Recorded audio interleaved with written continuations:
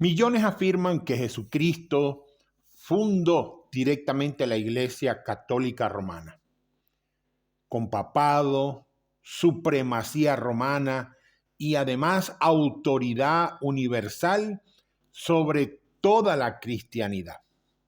Pero cuando nosotros abrimos las Escrituras, encontramos algo bien incómodo para esos millones que afirman que Jesucristo fundó la Iglesia Católica Romana. Y es que Cristo sí fundó su iglesia, pero el sistema romano papal apareció progresivamente siglos después, productos de movimientos políticos y de poder. Por eso, hoy quiero hablarte acerca de esto. Jesús no fundó la Iglesia Católica Romana. Mis amados hermanos, la pregunta no es si existieron cristianos en Roma. La pregunta es, ¿fundó Cristo un sistema papal romano? Porque cristianos habían en Roma. Pablo predicó y la Escritura dice que muchos creyeron y se convirtieron a Cristo. Pero Cristo, ¿fundó un sistema papal romano o fundó un pueblo redimido, sometido únicamente a su verdad? Quiero hablar un poco de esto de manera ordenada, como siempre. En primer lugar, ¿qué fundó Jesús? Mateo capítulo 16, verso 18 dice: y yo también te digo que tú eres Pedro, y sobre esta roca edificaré mi iglesia, y las puertas del Hades no prevalecerán contra ella.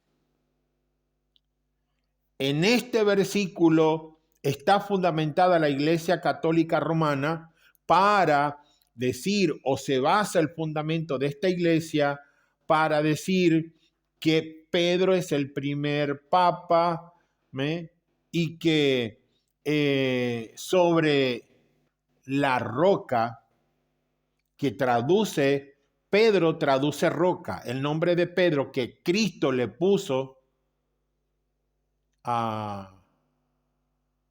traduce roca. Entonces ellos dicen que sobre esta roca, que era Pedro, como la llamó Cristo, iba a edificar él su iglesia. Pero desde una perspectiva reformada, la roca, mi amado hermano, no es Pedro como primer papa infalible.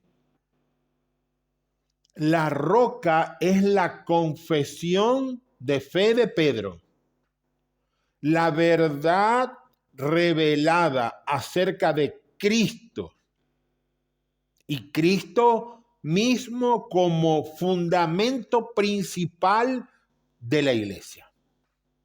Ahora, ¿qué significa iglesia? Porque todo esto es bueno saberlo y entenderlo para poder interpretar este versículo en Mateo 16, 18 de manera correcta, sin sacarlo de su contexto, sino interpretarlo tal cual como está escrito.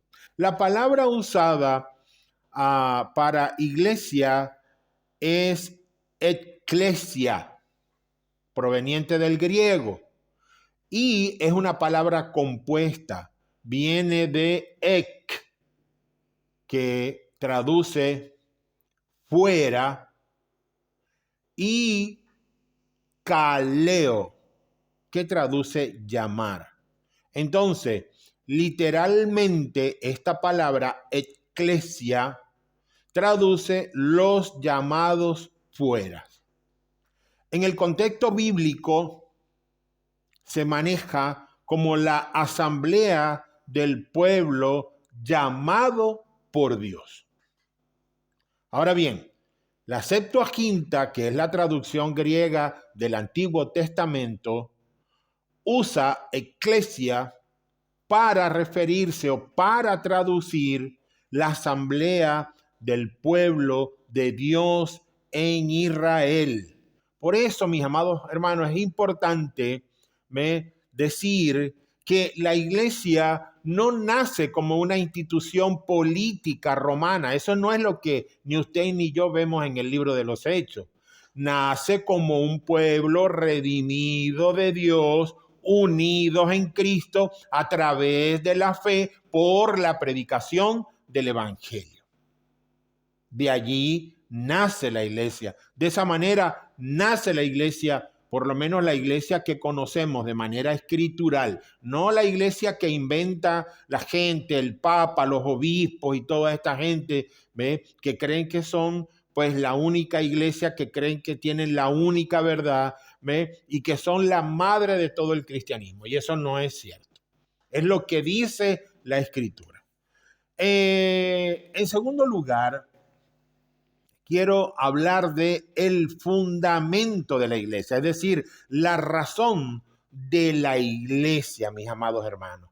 Y en Efesios capítulo 2, versos 19 y 20 dice: así que ya no sois extranjeros ni advenedizos, sino ciudadanos de los santos y miembros de la familia de Dios. Escuche bien, porque aquí está el fundamento de la iglesia. Dice, edificados sobre el fundamento de los apóstoles y los profetas, siendo la principal piedra del ángulo Jesucristo mismo. Es decir, el fundamento de la iglesia es la enseñanza apostólica y profética, donde se nos dice, donde se nos muestra, donde se nos enseña que la principal piedra del ángulo es Jesucristo. No es el Papa, no es Pedro, no es ningún apóstol, no es ningún hombre, es Jesucristo mismo. Es la piedra del ángulo, la piedra principal. Así que, mi amado hermano, esta expresión hay que observarla, verla cuidadosamente. ¿Por qué? Porque acá Efesios nos muestra que el fundamento no es Roma. Tampoco el fundamento es un papa. El fundamento no es una sucesión política eclesiástica. No, mis amados hermanos. El fundamento es Cristo como piedra angular y la doctrina apostólica revelada por Dios. Hechos capítulo 2, verso 42, dice, y perseveraban en la doctrina de los apóstoles, en la comunión unos con otros, en el partimiento del pan, o en el partimiento, del pan, y en las oraciones. ¿Quiénes perseveraban en la doctrina de los apóstoles? Los creyentes romanos, los que abrieron su corazón al evangelio, los que creyeron, mis amados hermanos, los que constituyeron esa iglesia en Roma.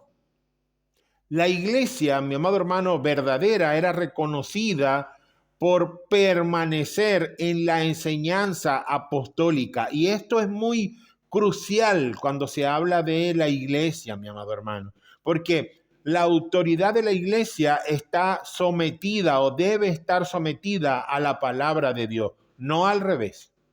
La palabra de Dios sometida a la iglesia. Que eso era lo que querían o lo que hacían en los tiempos de los años 1500, cuando surgió Lutero, que de eso vamos a hablar un poquito más adelante. Ahora, ¿qué significa la palabra católica?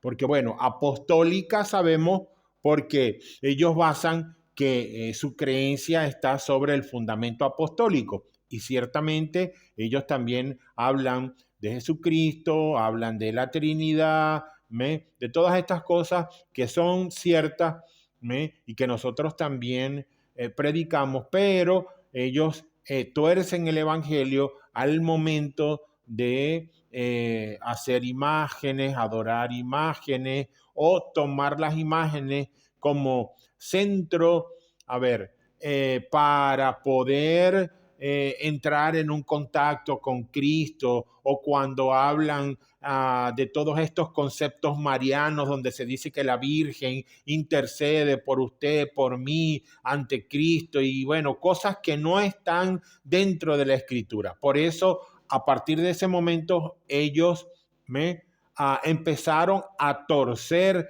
las Escrituras. ¿Qué significa la palabra católica? La palabra católica viene del griego católicos, que significa universal. En los primeros siglos, mi amado hermano, nunca esta palabra católico tradujo romano, ni en los primeros siglos ni ahora. Cuando algunos de los padres, de los monjes antiguos hablaban de la Iglesia Católica, hablaban de la Iglesia Universal de Cristo, extendida por todo el mundo, no del sistema papal medieval que conocemos hoy como la única expresión de la Iglesia Católica, porque la palabra católica traduce universalidad. En cuarto lugar, mis amados hermanos, la pregunta es, ¿habían cristianos en Roma, como dijimos hace rato? Sí. La carta del apóstol Pablo a los romanos demuestra que existía una comunidad cristiana allí, porque si no, ¿para qué Pablo les escribe? Pero debemos entender algo también bien importante. Romanos capítulo 1, verso 7 dice, a todos los que estáis en Roma, amados de Dios, llamados a ser santos. Pablo escribe a los creyentes en Roma. Creyente. Eso no es evidencia de que el apóstol Pedro, como, siendo el primer papa, como la Iglesia Católica, Apostólica y Romana quiere o pretende enseñar o ha enseñado durante muchos años, fundara esa monarquía papal universal. El apóstol Pedro no funda monarquías papal universal, mis amados hermanos. Porque Cristo, que fue el que instruyó a Pedro, que le cambió inclusive el nombre, no lo instruyó para que fundara una monarquía. Para eso no fue. Cristo no lo preparó para eso. Cristo lo preparó para que junto con otros apóstoles establecieran el fundamento de la iglesia, donde Cristo era la piedra angular principal. Por eso Pablo escribe a Roma. Pero como digo, esto no es evidencia de que el apóstol Pedro haya fundado una monarquía papal universal en Roma. Esto tampoco es evidencia que Pablo escriba a los creyentes de Roma, tampoco es evidencia que Cristo estableció el Vaticano. No.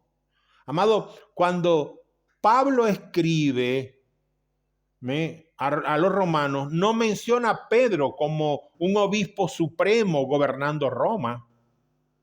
En ningún momento Pedro es mencionado como ese obispo supremo, papal, gobernando la iglesia de Roma. Así que eso es una mentira, eso es una herejía. Ahora, ¿cómo surge el sistema romano papal? Aquí vamos a entrar un poquito en historia, y perdónenme si este tema o enseñanza se hace un poquito larga. pero es necesario porque uno no puede decir fulano no tiene la verdad o esta gente no tiene la verdad si tú no tienes una explicación lógica, fundamentada en la escritura. Amén. Así que bueno, vamos a hacer un poquito de historia. Las iglesias primitivas, mis amados hermanos, tenían ancianos o pastores, como se les conoce también, obispos, ¿ok? En el Nuevo Testamento vemos pluralidad de ancianos, es decir, muchos, ¿me? No un papa universal. Porque la escritura no dice que la sabiduría está en el papa o en alguien monárquico. No, la sabiduría está en la multitud de opiniones. Por eso, en el Nuevo Testamento vemos pluralidad de ancianos en la iglesia. El libro de Hechos, capítulo 14, verso 23. ¿Y por qué hablo de Hechos? Porque Hechos habla muy bien de la fundación de la iglesia. Pero en el versículo 23 del capítulo 14 dice, y constituyeron ancianos en cada iglesia. Y habiendo orado con ayunos, los encomendaron al Señor en quien habían creído. Cuando el verso dice que se constituyeron, significa que se establecieron, se colocaron ancianos en cada iglesia. Eso no significa que en Roma habían muchas iglesias. No, significa que en Roma habían unos creyentes, se establecieron ancianos y así sucesivamente en cada una de las 7 iglesias que se menciona en el libro del Apocalipsis, mi amado hermano. Habiendo orado con ayuno, los encomendaron al Señor en quien habían creído.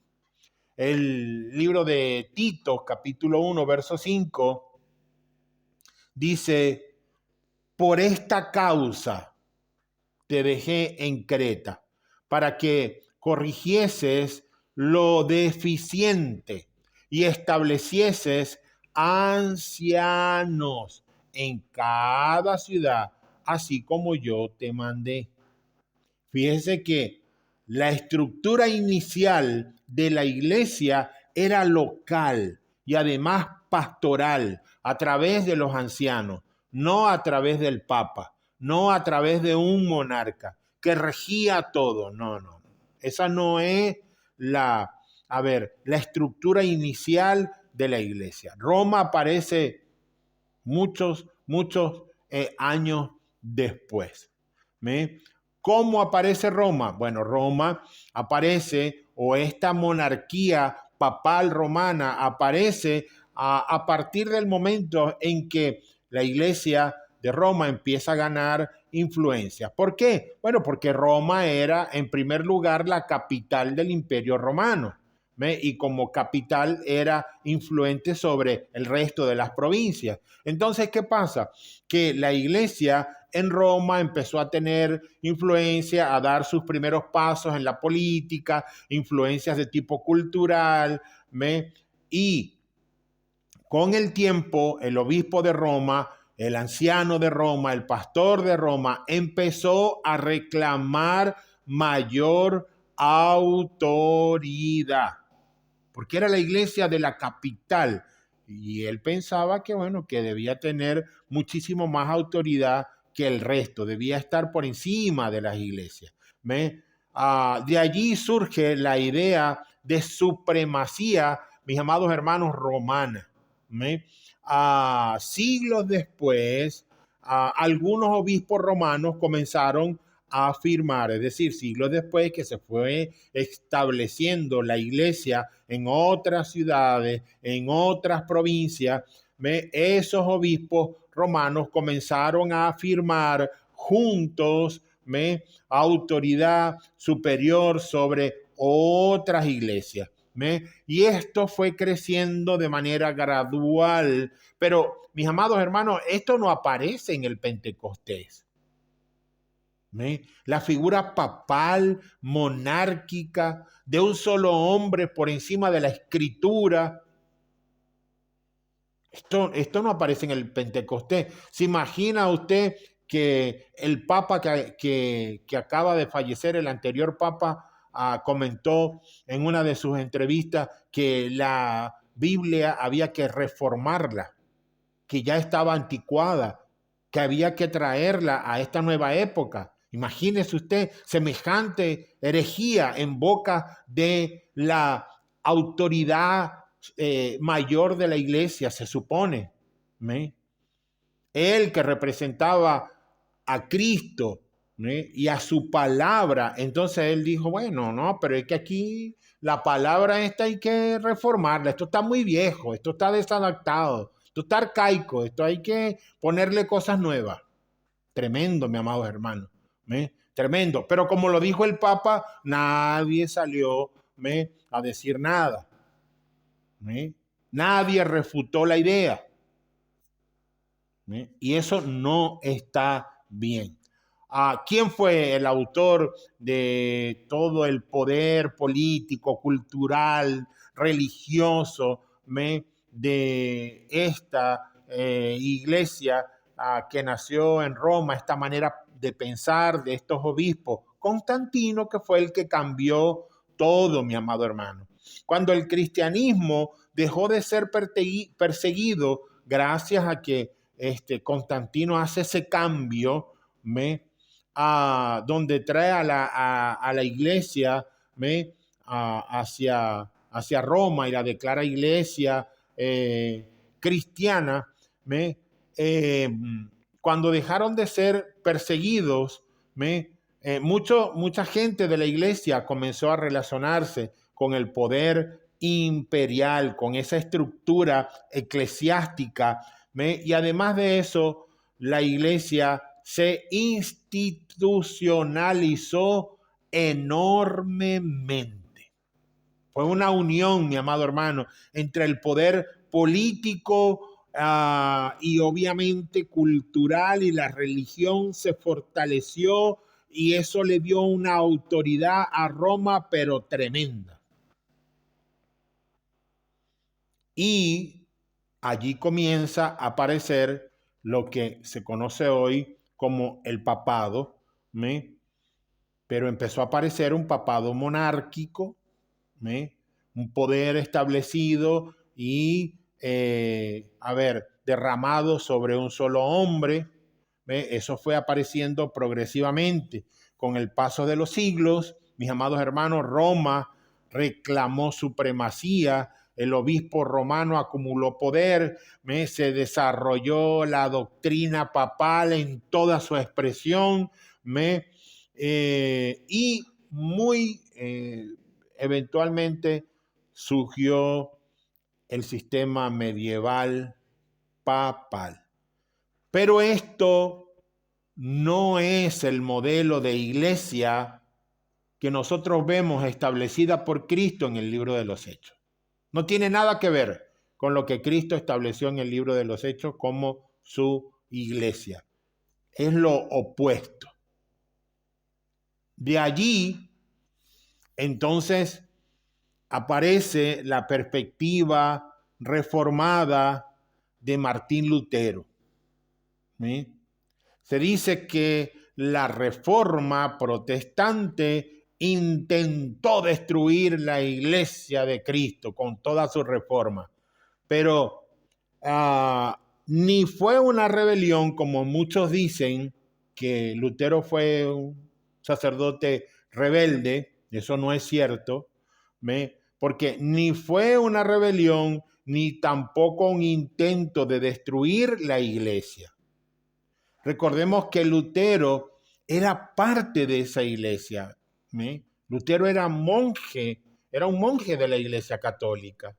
Pero la intención de Lutero fue solo llamar a la iglesia de regreso al evangelio apostólico, de donde todo nace, en virtud de que la monarquía papal estaba haciendo en nombre del evangelio herejías como, por ejemplo, vender indulgencia, maximizar la enseñanza del purgatorio, sacarle el mayor provecho, diciéndole a la gente, si le pagas a la iglesia, la iglesia tiene el poder de sacar a tus familiares muertos del purgatorio para que no sigan purgando la pena ahí, qué sé yo, vendían puestos de los cardenales, de los obispos, etcétera, entre tantas cosas que vio Lutero que no estaban bien dentro de la iglesia. Por esa razón nacen las 95 tesis luteranas que fueron colocadas en la puerta de la iglesia.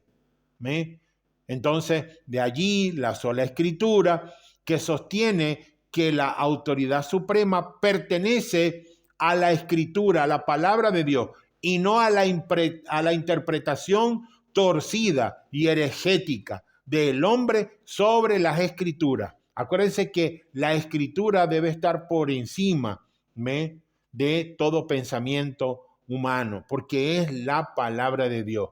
Lutero nunca quiso ser un rebelde. Lutero nunca quiso, eliminar, asesinar la iglesia. No, Lutero con las 95 tesis invitó a la iglesia a revisar las cosas que se estaban haciendo y a regresar de nuevo al evangelio. Lutero, cuando lo obligaron a que negara todo lo que él había escrito y todo lo que él había creído para ese entonces, en esa famosa reunión entre el Papa y los reyes, Lutero dijo, está bien, si quieren que yo me niegue lo que hasta ahora he dicho y he sostenido, convénzanme por la iglesia, por la escritura, porque mi conciencia, dijo Lutero, está cautiva al evangelio de Cristo. Ahí no hubo nadie que pudiera, decirle a Lutero, sí, pero es que la escritura dice, no, mis amados hermanos, porque todos eran unos herejes. Todo se manejaba por poder, por influencia, por lo que ellos creían, por lo que querían hacer, por sus metas, por economía, por ambiciones de poder personales. Así se manejaba la iglesia.